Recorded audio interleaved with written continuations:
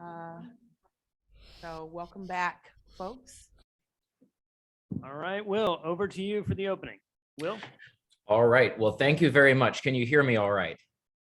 You can increase your volume just a little bit, Will. We got it. We're increasing it on our end. Oh, okay. We control the audio, we control the video. Don't need to get in camera ready. We can hear you fine online, Will. You can. Okay, perfect. That sounds good.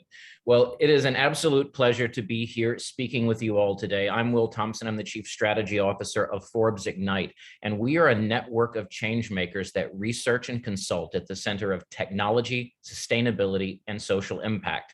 We're a licensed partner of Forbes Media LLC. I think you might be familiar with them.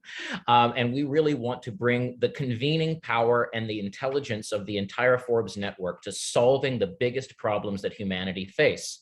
And we believe in something called sustainable transformation. It's the successor to digital transformation in our view, and is the fundamental reshaping of the way value is created in our society, in businesses, in countries, in communities. And we're very proud to be supporting Sharon and the rest of the Green Jobs Machine team and all of the amazing work that they're doing. Yes, absolutely. Well, we are going to have a wonderful panel discussion here on some of the issues at the center of sustainable transformation within frontline communities. Because if we cannot bring the kind of prosperity that the new types of sustainable technologies promise to the people on the ground, then we are not going to be able to build the political will, nor are we going to be able to successfully achieve the transition that we want. And joining me today are some very distinguished folks. First of all is Bill Valdez. He is actually President Biden's nominee for Undersecretary for Management at the Department of Homeland Security. And the gentleman has a resume about as long as my arm. He was also Senior Advisor to the White House Office of Science and Technology Policy, the Chief Diversity Officer at the Department of Energy. And you'll hear when you speak with him, just the sheer amount of depth and involvement he's had within the global energy system. In the old world and in the new. So really excited to hear from him. We also have with us Emmanuel Lagarrigue. He is the former Chief Innovation Officer of Schneider Electric. Schneider, as you know, was the #1 company on the Corporate Knights Most Sustainable Companies list for a couple years in a row, and Emmanuel had a great deal to do with that. And he is now the managing director at Beyond Net Zero, General Atlantic's climate tech fund. And so we're very interested to hear from him and his views and how that's moving forward. We also have with us Sharon McPherson, who I believe everybody knows. Needs no introduction. So why don't we go ahead and dig into this discussion? And the first question is kind of bouncing off the very first thing that I was talking about when I opened this. If we want a successful energy transition, it has to create jobs. People need to be employed, that we need that income. Otherwise, we're not going to have the political will to make the transition and to make it as fast as we need to. Now, this is going to require policy, but it's also going to require business and capital. And so the question becomes, how should governments and private capital be collaborating to make this possible? And I guess since Sharon, you just actually completed talking about what you're doing with the Green Jobs Machine, maybe kick us off by answering that question, and then we'll open it up to the others. Listen, I think that is one of the questions that we need to dig deeper into. Dr. Bill Jeffries, I think, kicked us off with a good discussion about that this morning. And so thank you for the question, Will. Based on my experience, and I'm sitting here in Washington, D.C. at the Stimson Center, and I got a lot of government experts around. Government follows often in terms of breakthroughs in how we create jobs. I agree with Dr. Jeffries. I think that the job of government is to provide an enabling environment. And then within that environment, we go out and we make it happen in terms of private sector. I used the example earlier about of the interaction, I guess the public-private partnerships that came together around COVID. And I think that that's a good example. What happened? We had a pandemic, we were totally disrupted, and the private sector stepped up to the plate. We were innovating at warp speed, and we had government support. I think that that's a good example. That's a good construct for exactly what we need to be doing in the space of resilience. And so I think that we need to get out here. We need private sector support. We need to demonstrate how it's done. And then I think actually we need to get government in the room, and we need to tell them what we want them to do. That's what I think needs to happen. Well, I don't Bill, know if what that is it- answers the question, Will, but I think that we're going to need to lead. I think this is Operation Warp Speed needs to be led by the private sector. We need to get clear about what we need from government in terms of the enabling environment, and specifically what those policies need to be. I'm talking from the perspective of someone who's investing in resilience. And then we need to demonstrate how we're going to add value, why they need to be taking this seriously, which they already have been, because resilience is a key part of our national security strategy. But exactly. right. So that's what I got to say on it for now. Yeah, I'm in total agreement with you, Sharon. And what I would add is that I think we're operating from a broken model and an outdated model. The 20th century, which I think is past, right? Yeah, we're in the 21st. In theory, We're it has. we're in the 21st century. Yeah.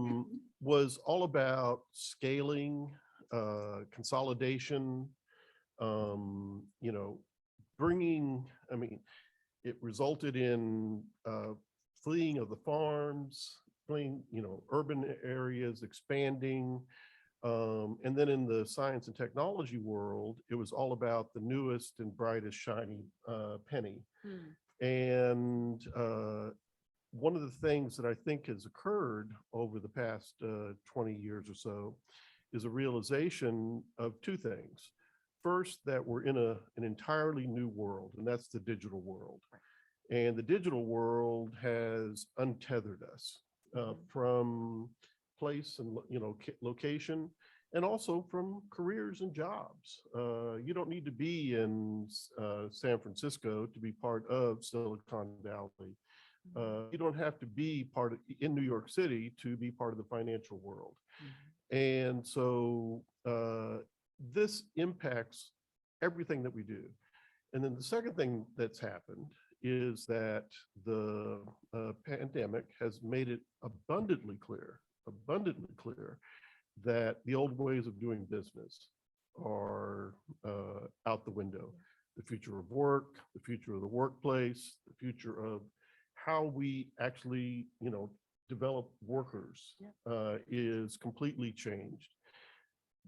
This all indicates to me that we're at an inflection point, and that we need disruptors like Green Jobs Machine to come in and say, there's another path to success.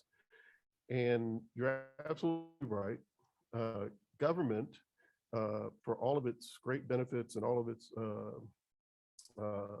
ways to promote economic success and enable commercialization of technologies, is not the right vehicle for this time. It has to be a public-private partnership of the kind that you're envisioning, and it has to include the local communities at the local level to understand their needs. And let me just build on what you were saying before I go over to Emmanuel. We have a situation where the world is being transformed by this technology. Everybody's heard of Moore's Law and the transformations that took place. Well, imagine if Moore's Law was contagious. Imagine that same kind of curve was moving through clean energy, moving through synthetic biology, and all the types of technologies that will enable us to maybe have a better future even faster than we had planned. But the question is, and this is bringing over to you, Emmanuel, given that traditional forecasters have always been wrong about the amount of solar capacity, the speed at which the renewable economy would come up, can we really lean on those traditional points of view when it comes to these public-private collaborations, or should governments just sort of get out of the way of the innovators? What do you think, Emmanuel? Look, there are usually three ways to look at the decarbonization of the economy. So you have a sector that would tell you that it's all about degrowing. Let's stop growth. Well, last time this happened, it was probably 1,000 years ago. It was called the medieval times. Yeah. I don't think this is realistic. I mean, we have to be all responsible with what we consume, how we consume it, of course, but let's be realistic. That's one. And then this is what we just said. The second thing, that's the incrementalist view. Many economists, many public policy people, well, we've been living in an energy system that's been in place for a good part of the last 100 years. So we know how it works, and it's been operating in the 20th century on the base of economies of scale. So reversing the thinking and thinking that it's going to be a bit different than just putting a windmill where in the past you had a coal-fired power plant. That's not solving the problem. That helps, but that's definitely not solving the problem. So if you want to create green jobs there, this is going to be very limited. So you're not going to achieve the decarbonization of the economy, and you're not going to create enough jobs. This is where we're a bit stuck. Innovation is the engine that made this country the greatest nation on earth. And this is what is going to create value and jobs. Look, if you really want to talk about the energy independence of a country, I had a conversation with many European politicians lately, and they say, okay, what's the solution? Well, the solution is probably solar panels, heat pumps, EV chargers, battery in every building, starting by homes. A country like Germany, you solve 60% of the dependence on Russian gas. Cost, 30,000 euros per house. Many Germans can afford this. The ones who cannot may be helped by the government. So this is probably where the policy were. And where is the bottleneck? Installation. So having enough green jobs to jump on that roof and install all that stuff. This is where the bottleneck is. The rest is just, so you can get to that energy balance in probably 2 years and at a very, very low cost, almost zero for the taxpayer, or the equivalent of 10 months of Russian gas in the case of Germany. So this is where things should probably go and help innovators creating the jobs. But I recognize that this is not how we have operated for the last 120 years. Sharon or Bill, do you have any comments to that? I'll just jump in here quickly. According to estimates that were published during the Obama administration, it cost almost $30,000 US to create one green job, right? And so part of what we're seeking to do is, just as Emmanuel suggested, is to not just to drive down the cost of creating one green job by leveraging technology to scale our efforts, but we're also interested in figuring out how we can reduce the amount of time it takes for someone in a frontline community to do just what you suggested, Emmanuel, is to upskill so that they can participate as we're transitioning to green, and that they've got the skills, the knowledge, the competencies, and the dispositions, right? That's necessary to thrive and to help them to be part of this transition to green, whether it's becoming a technician and someone who is working on a wind turbine or installing PV. But we think that there are hundreds and hundreds of different types of green jobs that are available.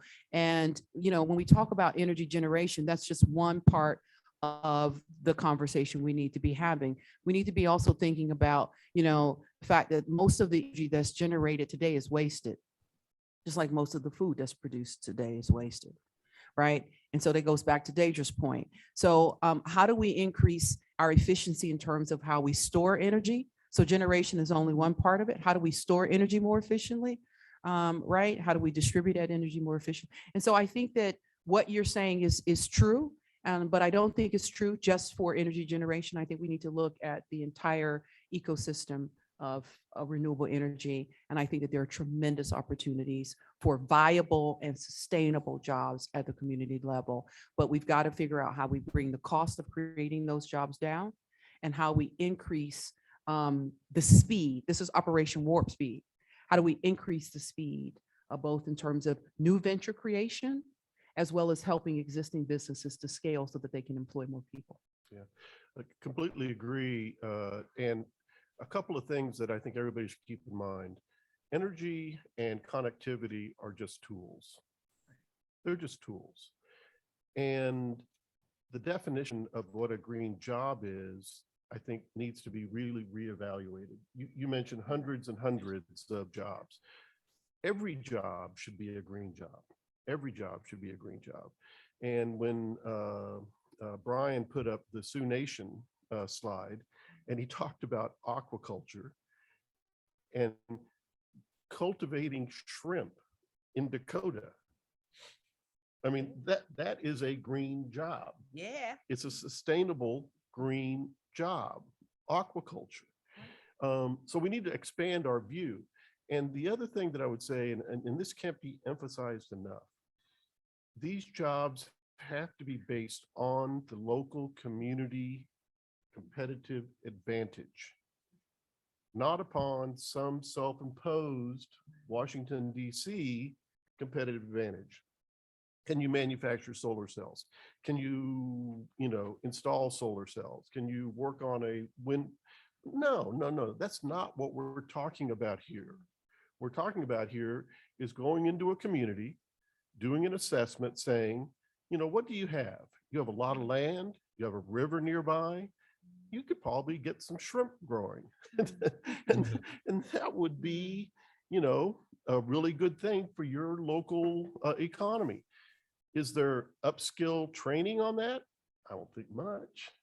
I don't think a whole lot, So that $30,000 figure goes away in many instances. It's what you're taking advantage of at the local community level to improve the local economy.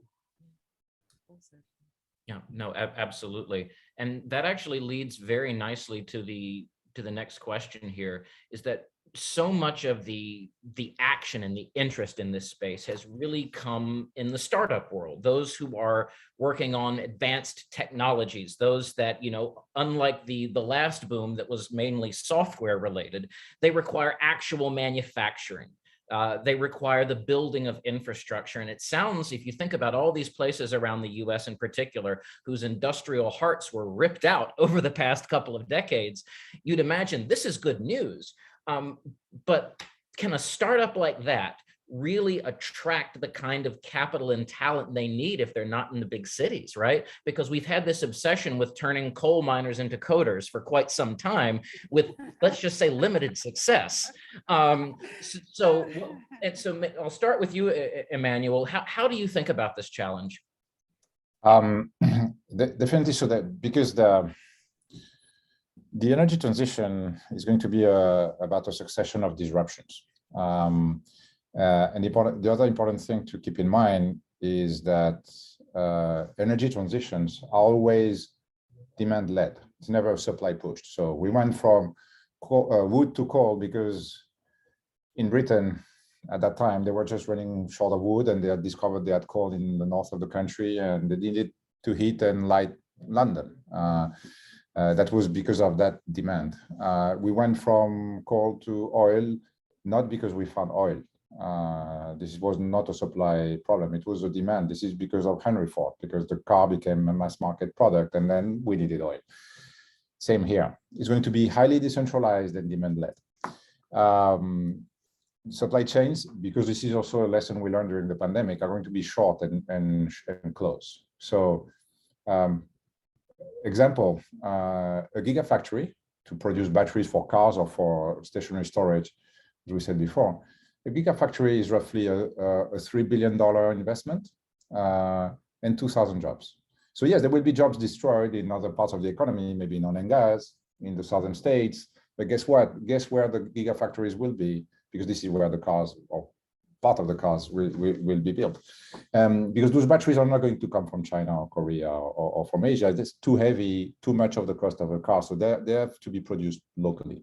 So there's a lot of examples like this in the energy transition where you have the opportunity to rebuild a strong industrial footprint in developed countries like the US. Yeah, we have to be thinking about energy and resource independence, not just on a national level, but on a local level as well.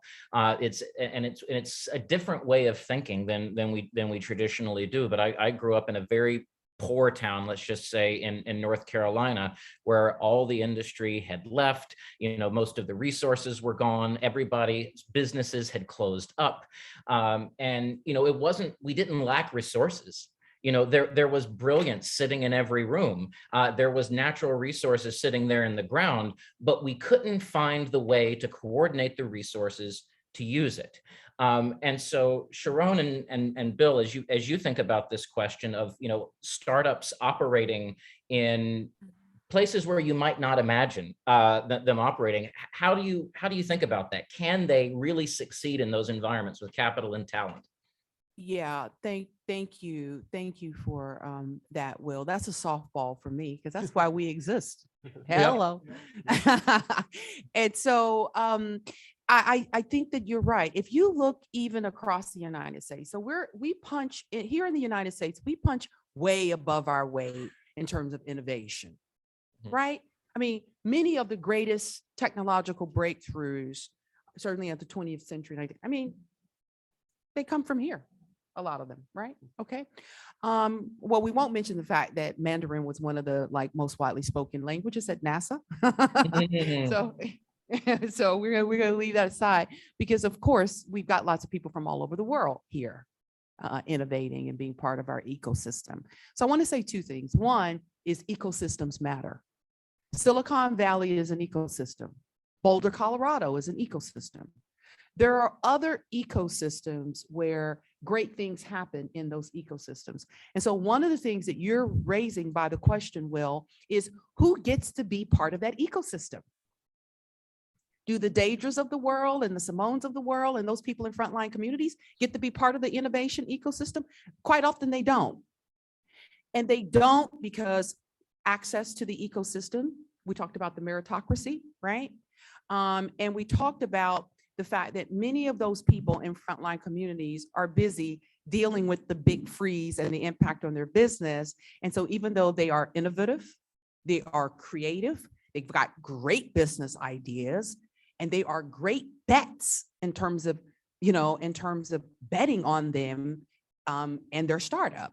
But if they're not in that ecosystem, where they're getting access to the business development support and the other kinds of things that you would get if you were sitting in Silicon Valley, right? And by the way, that I need to look like Bill to get it too. Hey, come on, we're talking straight talk here, right? I've spent time in Silicon Valley and people looked at me like I had 3 heads. I was like, wow, I mean, what are they staring at? They'd never seen someone like me in Silicon Valley. Okay, so what am I saying? I'm saying we need an ecosystem, and part of why we've developed the architecture in the Green Jobs Machine that starts with just what Bill talked about, using some of the algorithms and the technology that your company and others in our network have developed so that we can quickly understand what the needs in the community are and we can get about solving those. We talk about incubation, we talk about acceleration, we talk about using AI to match the right resources in terms of funding and business development support with the right businesses. We're an ecosystem play. We're a platform company that has a vertical go-to-market strategy, and we're all about solving some of those things that Emmanuel talked about. And we're leveraging technology to create a virtual ecosystem that replicates the success of a Silicon Valley. We want to roll that ecosystem around the globe because without the ecosystem approach, it really is difficult for those startups to succeed. And one of the reasons why you don't see the levels of success is because there's no ecosystem and capital does not flow outside of those ecosystems. Well said, well said. I think we're talking about 3 streams of innovation here. The first is what you traditionally get out of an organization like the Department of Energy. The Department of Energy funds, I was just going to say we, but I'm no longer part of the Department of Energy. Department of Energy funds thousands of innovation projects, ranging from basic research to actual hardware projects, software projects, and things like that. so many of them become stranded investments because, you'll have this great innovation, they'll take it to the pilot scale, and there's no way to take it beyond the pilot scale. Now, the department has developed programs like a loan guarantee program and, other ways to, through tax subsidies that Dr. Jeffries talked about to try to encourage market uptake. But the sad reality, the absolute truth is that most of these projects become stranded investments because the market is not ready for them. The market is not ready for them.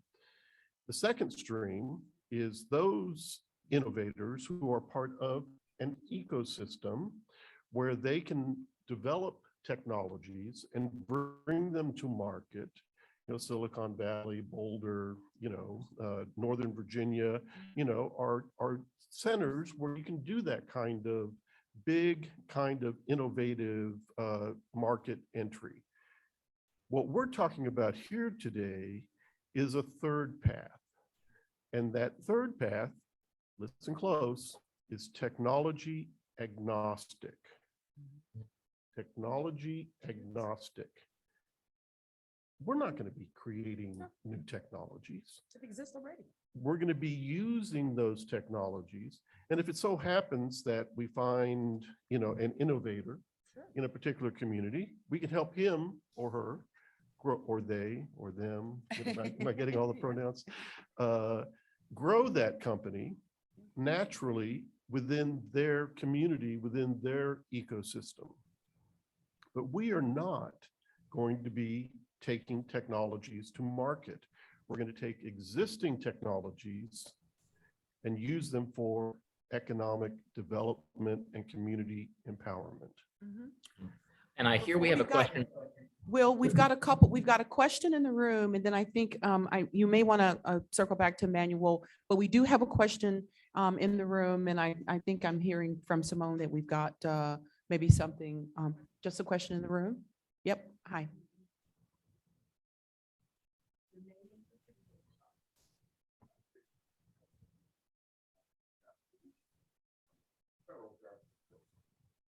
We consume a lot of technology, new technology. War,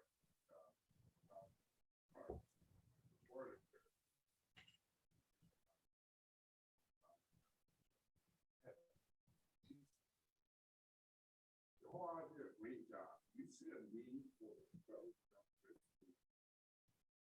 mostly ecosystems are small business want to get how green technology.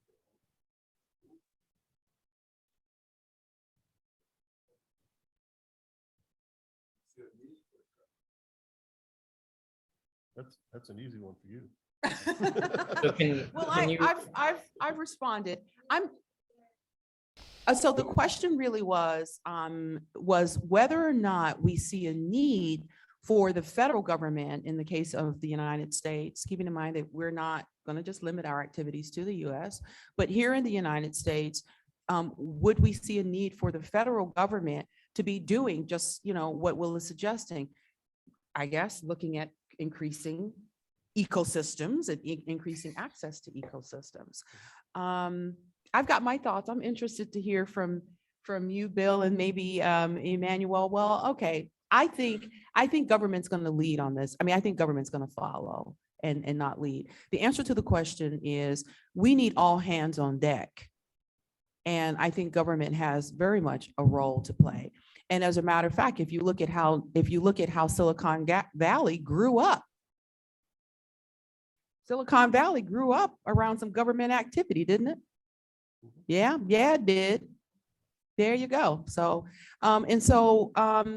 I think government has a role. And I think that if you look historically at some of the biggest innovation ecosystems on earth, they really grew up around government activity. And so we've got another question, comment. Daniela? Just Sharon, to give an example of what you just said. So I think the innovation machine works, and what created in Silicon Valley is going to create great companies in the US now. So you look at what the DOE The DoD are doing help on some technologies like air capture, direct carbon sequestration, or the type of nuclear power we will need in the future, small modular reactors. All that machine with DARPA, ARPA-E, all this is working. And now on top of this, you have catalytic capital, like what Bill Gates is doing with Breakthrough Energy Ventures and many others. So that machine works. So he's right, it's not about subsidies and carbon markets and any type of inflationary stuff. It's really deep innovation. What made Silicon Valley possible is going to make the next Boulder, Colorado, and other places for clean energy possible, definitely. I think we may have some different views in the room, which is great. I think that you have a little bit of a different view, and I have a question. And I'm so glad that you actually opened this up because I've had this question on my mind since you spoke this morning. You said a lot of things that really resonated deeply with me. One of them that I picked up was disincentivizing small businesses from becoming bigger. Do you remember this? Yeah, I do. Okay, so the other side of the coin to this is what government should do. That's my question to you. What should they be doing that will allow these smaller companies to grow? And I say this as a former regulator, and I work with highly regulated areas such as agriculture. What could they do differently to allow small companies to grow when they see it and create these jobs? Government step out of the way. I'm serious. Yeah. So one of the, we've mentioned the algorithm that we've developed. And one of the things that we analyze through that algorithm are potential government regulatory hurdles. And our whole goal is to avoid all of them and not get involved in permitting, licensing, different aspects of government, whether it's federal government or state and local government, to impede the progress of a public-private partnership. The government is a hammer, and everything to it looks like a nail. And so we need to keep the government back as we, the innovators, the disruptors, try to bring these communities back up. I want to be specific, and then we'll come back. We'll come back to David and perhaps others who may want to weigh in. And I want to pick up on something you said, Bill, about public-private partnerships. So, Daniela, I have channeled probably between $500 and $600 million of U.S. taxpayer money into infrastructure projects in the developing world across about 14 markets in sub-Saharan Africa. I helped to structure the first ever infrastructure fund, coming back to one of your points, David, about real estate. I've grown up in infrastructure. I teach project finance.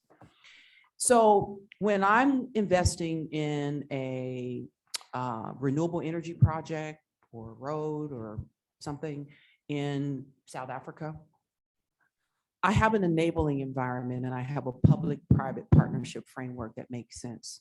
I'm very clear about what government expects from me as a project sponsor or CEO of the SPV. And it's very clear what I need to invest back in the community and what the metrics are, et cetera, et cetera.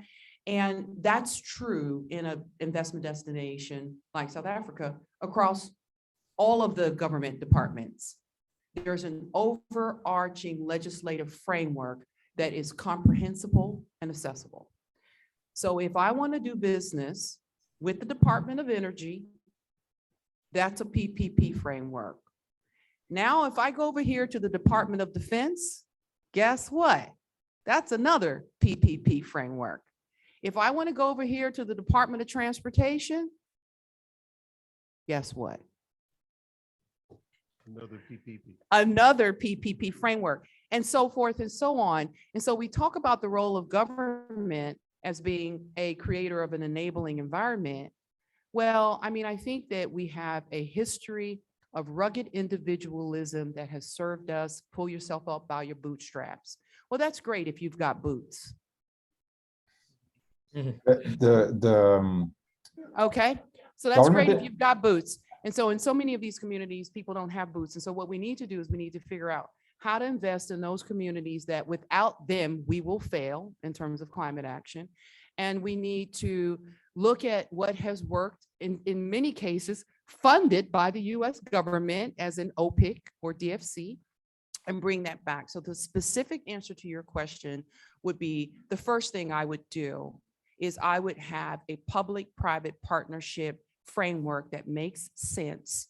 And then I would cut down on the fragmentation that's built into the procurement policies that require me as a small business to stay small, because the minute I go from being a small to a medium, I no longer get the goodies that help me to grow.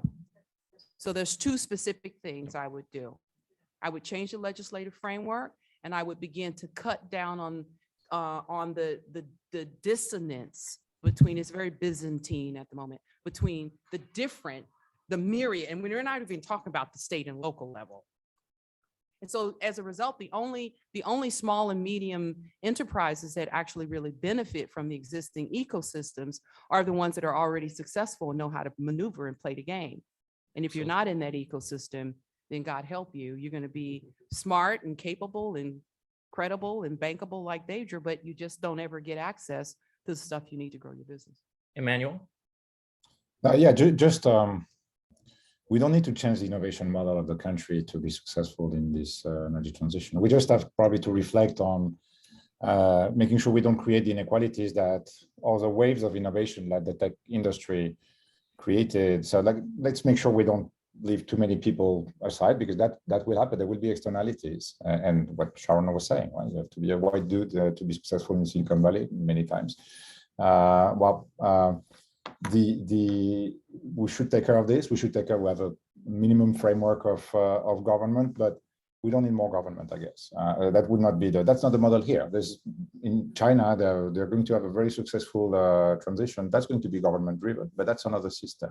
I'm not judging neither, but you cannot have a very individualistic society working in that system. And Europe is probably in the middle. So we don't need to change the DNA of how innovation is being created in this country. Just let's make sure we don't have too many people on the side of the road at the end of the story. I hear we have one other question in the room. No? All right, well, if we No, do we not, do. then- Actually, we do. Sorry, Will, we do. Oh, come on over here, Ed, and jump on this mic, or someone give Ed a mic. There we Okay, go. That's fine. Ah, It's going to have a long lead in, but I'm taking from what we heard this morning, the input from the room, the role of government, especially focusing on the role of GJM. Because GJM has in its logo cogs, okay? And cogs work interactively. You cannot place cog in a linear arrangement and get anything from them except one blocking the other. So if we're gonna have the three entities, the government, the commercial, and the local cities, use those three C's to identify our umbrella for the different types of organization, the question was, can we expect government to pay and get out the way? Because that's what we really want. That's what we really need for them to do. By overlapping those cogs, that's why they use Venn diagrams to illustrate relationships and not separate silos. In that center is GJM, where they intersect in the middle. Those three cogs are now being turned by, yes, it's the smallest cog, but it's the most powerful because it neutralized the government, it incorporated the commercial, and it empowered the city. And that fourth cog is the platform and systems and services that make that happen. So I think that the question and is what I'm excited to talk to Sean for, we need to just let everybody steer in their lane, the government do what they do, which have step down funding that always turns $5 into $1, but they expect us to deliver with the $1, and we take the $1. We're aggregating at the core, and we take the $5 that turns to -1 from greenwashing from corporate, and we aggregate it into the core, and we empower the locals and aggregate them into the core, now the cost of the scope and cost reductions caused by the technologies gave us a positive fund of money. And everybody's cooperating. We have fleshed this out, and that's what we're bringing to this project. That's why that little cog in the middle, GJM, the newest cog in town, is turning those 4 big cogs. The check's in the mail, Ed. The check is in the mail. Woo-hoo! And he explained our logo, our idea behind the logo is just that. We want to be that small cog that uses its convening power, uses its capacity to network orchestrate, to say, come on in here, government.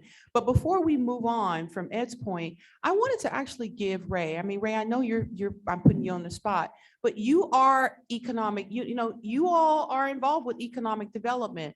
And so we've got other people who have been involved with economic development. And Will, I wanted you to, if you will indulge, I just wanted to hear Ray's view on it, because we're talking about people and they're in the room. So over to you, Ray. What's your take on this? Well, I certainly see the points of views that have been shared this afternoon, and I see all sides of it. But I feel that government can get in the way a lot of the times, and they aren't the innovators a major majority of the time. They should play the role of somewhat a tool that can be utilized to reach the end goal. And the one thing that I've taken from the meeting this afternoon has been the ecosystem. A lot of times the local governments feel within themselves they're the ecosystem, but they're really not. They don't reach out enough. They say through transparency and so forth, they want to hear from the community. But when it gets down to it, there's only a handful of people, the same people that keep speaking up from the community, which doesn't give you a good view of the whole picture of the situation. So I love what you're doing here at Green Jobs Machine. I think it's a very innovative and creative way to go about it. There is a role for local government, but again, you can't let them, in my opinion, lead the way. They play a role and you explain to them the whole picture and what their piece of the pie may be to support this whole effort, to create good paying green jobs, and then let them do what they do best. The business community do what they do best, and the organization such as yours to bring it all together. Absolutely. Back over to you, Will. Absolutely. Thank you very much, Sharon. So as we dig back into the conversation, and towards the end of this, in just a few minutes, we'll take some questions from those who are online. But we have an incredible amount of clean energy infrastructure that needs to be built in this country. It's absolutely mind-boggling how much has to happen.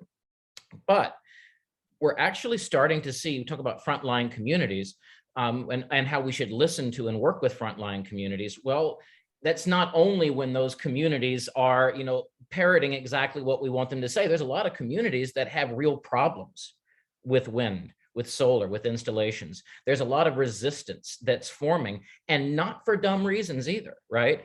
And so the question is, how do we overcome those fears, those challenges, the things that are keeping communities opposed to the very things that are going to deliver a better future for them? And I'll start off with Emmanuel.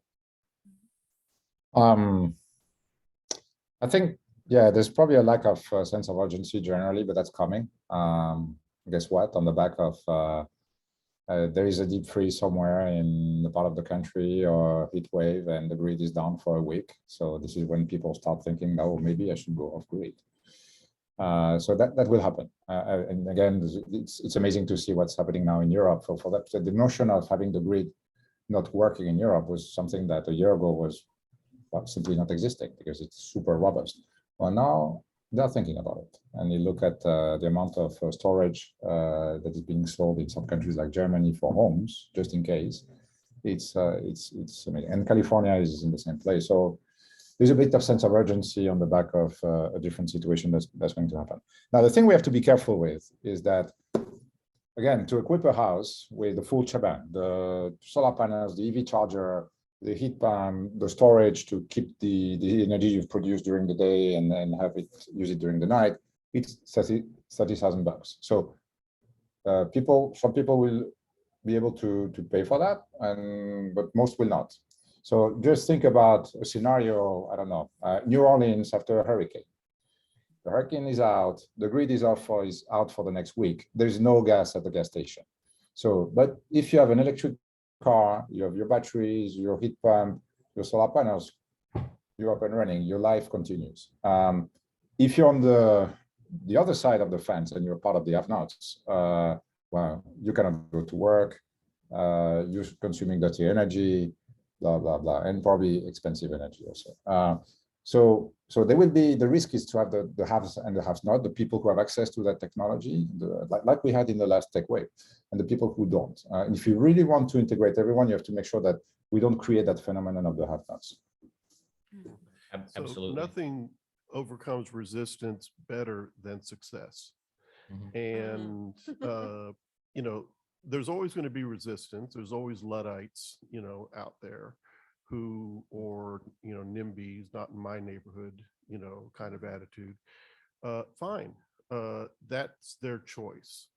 But the model that JGM is following is to find those initial successes, you know, and make those initial successes so transparent and obvious that other people will want to join in on the fun.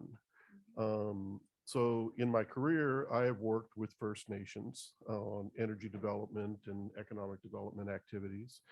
And there's huge resistance to the federal government coming in and trying to dictate energy choices and economic development choices. So this project with the Sioux Nation is huge because it could be, you know, an example to other nations that this is possible, the art of the possible. The Luling, Texas is another great example of a potential success story that, if done correctly, will influence tens, dozens of communities in Texas alone that will want to enjoy that same level of success of that economic development. The missing other element of this is, we need organizations like Forbes, for example, to work with us, to show the value of this and work with those communities that are resistant to break down that resistance. And they do that by publicizing the successes. Woo. And I think that's one of the reasons why Forbes Ignite exists. And so we want you, Will, to take this opportunity on the platform before we conclude this session to talk more about the mission of Forbes Ignite. Before I have a question for Emmanuel, but I wanted to respond quickly to something that you said, Will, a provocation, which I'm going to pick it up, because you said, how do you change the mindsets? And Bill, you've picked up on that to say, you change mindsets by being successful. Everybody wants to be with people who are successful. You do some things, they work, and people are like, I want some of that, right? And so that's one of the ways. But I wanted to come back to behavior tech, because Will, that's one of the things that you're involved in at Forbes Ignite. You're involved in behavior tech, and behavior tech was a scary thing 20 years ago. So 20 years ago, we started playing. Rienzo, who's one of our also co-founders, together with a number of people in the room, of GJM, we started playing with behavior tech, which actually grew out of military science, right? So resilience training is part of military science, right? How do you break down belief systems? So the military is very successful at helping people across race, age, gender, all of the right? How to break those belief systems down. And then the military builds people back up in the way that the military wants. What we want to do is take that same technology, which has been incredibly successful, and we want to use behavior tech, which has come a long way than what it was 20 years ago, and help people to use this behavior tech to change their own mindsets and to help people in marginalized frontline communities who have had broken dreams, broken promises, lots of politicians showing up saying one thing and doing another for years, lots of banks redlining and not investing, lots of people knocking on doors that don't get opened. And over time, that wears you down. So when you go into these communities, people have low levels of hope. They're smart, they're capable, but they're frustrated, right? Because they're tired of the okie doke. They're tired of hearing you say one thing and doing another. They're tired of trying to access opportunity that seems to be flowing right across the railroad tracks, but never seems to make it over here to my neighborhood. And so we believe that there are people in those neighborhoods that are bankable, but they need support. They need to be part of an ecosystem. And that's what we're creating. And that's what we're rolling out. But I'd like for you, Will, to talk about why Forbes Ignite is interested in behavior tech. And then the last question that I had was for Emmanuel to say, Emmanuel, you have several times this afternoon talked about the ecosystem and not leaving people out as we go forward and we march deeper into this transition to green. I'm curious to know from your perspective, why is that happening historically when we know that if we include those people, our GDP goes up, everybody's better off? Why haven't we done that? And what are your suggestions around how do we fix whatever it is that you've identified? I have two stories for you, Sharon. The first one, if you look at entrepreneurs and the movers and the shakers of clean tech in the Silicon Valley today, there is an overwhelming proportion of women. Nancy Fan, Emily Kirsch, Sila Kellycott, G.I. Schneider, and on and on and on. And when you ask those ladies, why are you doing this? And basically the conclusion is that, well, because it's hard. And because it's good to build a business that's really aligned with your values. You want to leave the world as a better place to the next generation. So you're more efficient if you work in clean tech in decarbonizing the economy than if you do the next engine to make your, I don't know, online advertising more efficient. So there's this alignment. And then inclusiveness will come naturally after this, because you have to start with, entrepreneurs are more diverse pool. This is number one. And then the second example I have is that guy is a former Marine official, left the army, and he's working on that problem of having enough hands to put solar panels and EV chargers in every house. And he's recruiting people from the inner cities. People who have been, the guy that has 16-year-old, he stole a car because he was that part of that community, never committed really a violent crime except for this, and bring them into that community with his discipline of being in the military for many years, and he's creating networks of electricians, giving a decent job to those people, solving a problem, that bottleneck, which is the bottleneck for the clean transition of having enough people ready to install this, and really making this inclusive. So we'll see if he's successful in the long run, but that's a really interesting experiment. And he's working with the largest solar installers in the country, very big names, very large companies today who are using his network. Absolutely. And I'll answer your question, Sharon, then we'll get to some of the questions that we have online here. So the reason Forbes Ignite came about was because ultimately the power of examples, the power of what happens when you shine a light on something. And at Forbes, we have a pretty big light to shine on things. And ultimately, you know, if you are able to bring attention, and let me give you a good concrete example. We were doing some research into electric vehicle adoption, And one of the things that we learned as we were researching that is that the more people that you know in your personal network that have an electric vehicle, the more likely you are to purchase one, which is one of the reasons actually that electric vehicles are not as common in communities of color. And in fact, there's a whole alliance of Black electric vehicle owners that is entirely around showing people that are Black and brown that EVs are for people like us, right? And it's the example of, can we do that in the world of business? Can we shine a light on the companies? Can we shine a light on the corporate executives, on the people that are rising up through the ranks? Can we illustrate to the world that this is the new way to be? This is the way to behave. This is our way of trying to address mindsets. And so there's two things that we do at this company fundamentally. One is that we are a network of change makers. And so what does that mean? I was having a conversation just yesterday with the executive director of an agency that runs technology for disaster response across multiple places in Texas.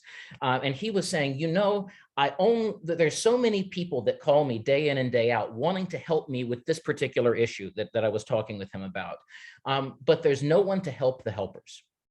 There's no one to bring all of these people who earnestly want to solve this problem and bring them together and act as that connective glue. That's what we're doing. And the other thing is we tap that collective intelligence within the Forbes network, the access we have to actually help companies, large organizations like Salesforce, like Accenture, you know, American Express, things like that, to actually transform for sustainability. So that's what we do, and that's why we exist. And so thank you for giving me the opportunity to talk a little bit about that. So as to questions online, Rienzo, I saw you had a question. Well, yes, thank you. It actually wasn't a question. Back at the point where Sharon was speaking about the behavior tech, something that I wanted to bring up is that listening to you and to Emmanuel and to Bill earlier, talking about accessibility to resources and about taking the people who need the resources to the resources more, rather than having this exclusive nature of opportunity that we currently live with. And one of the critical focuses of the behavior tech that we're building is to democratize access to these resources. So Per, who you saw in our video clip earlier, part of the Yellow Spot team, loves to say that we want to build the behavior tech so that someone in downtown Delhi with $2 a month would be able to log on to the platform and have access to the kind of support, Will, that you were just talking about, where, you know, there's psychological support, there is opportunity support, there is resource support, there are a number of platforms that they can access through the resilience tech that we're building. So it's not only about informing us on the back end or informing organizations that are building solutions in terms of the data metrics, right? The resilience index that Sharon was talking about earlier. It's also about democratizing access to resources for the have-nots and for the marginalized communities. And I think that needed to just land a little harder. So that's why I put my hand up, because it's important to us. Yep, thank you. And we have time for one last question from onliner in the room. Oh, hi, could that be me? Go for it. Hi. The whole point about what I'm involved in is community generation and regeneration. And most people really just want a secure and inexpensive energy supply. That's what they want. They don't want anything else. They don't really care where it comes from, but they want that. They may balk at having solar panels put on their roofs for whatever reason.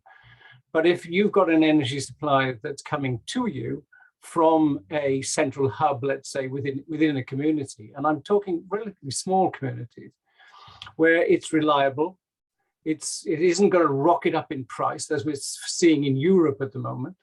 You know, my energy bill overnight doubled, and it's likely to go up again. And the other position that I take is that what I want to do is break monopolies. You know, monopolies are killing everything. You know, whether that's a monopoly of the grid system in America, which is falling apart, whether it's the monopolies of BP, Exxon, and others. And Emmanuel is laughing because he's got a former chairman of BP on his board. You need to break that because you don't need them anymore. The great fear for the big energy companies is that distributed generation and distribution, they're not necessary any longer. And, you know, they have, their model has always been, you drill for oil somewhere, you put it in a ship, you bring it up the Suez Canal, and then you're in control of the supply chain. That supply chain does not have to exist any longer. It's a new model. It's what Bill was talking about. We're at a tipping point.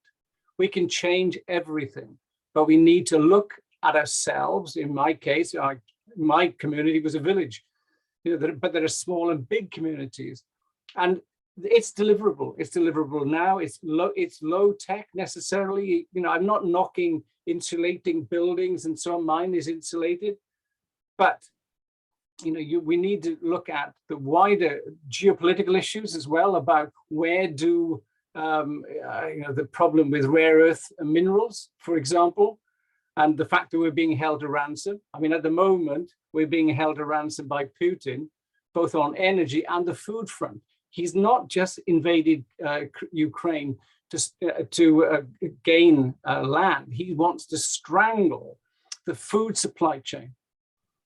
That's where we have to be now, is you go down to the village level, you go to the local level, and you build resilience upwards. Now, you can't do it everywhere.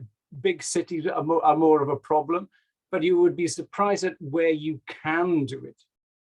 And just to go back to the Lakota Sioux project, we can generate 7 gigawatt hours a year from 1 hectare. That's 5 acres of land that nobody wants, because it's the prairies. I mean, after all, the Indian people were given the land that the white man didn't want. Yeah, so breaking the monopoly of big business is really core to what I want to achieve, because what you see is big business say, thank you very much. We've had our cocaine, to quote Bill. We've had the dependency. We're going now because the supply chain, you know, that supply of that drug called money has dried up.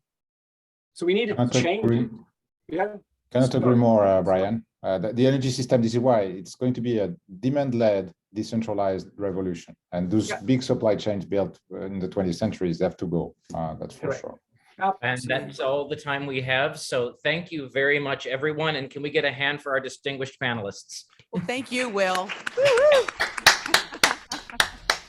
We support what you're doing with Forbes Ignite, and we certainly want to be part of the Forbes Ignite success story going forward. And our doors are open to all the folks who are on this platform to become part of our collective. We need you, and that's why we've invited you all here. So thank you, Will. Thank you very much. Oh, okay. So here's our last break before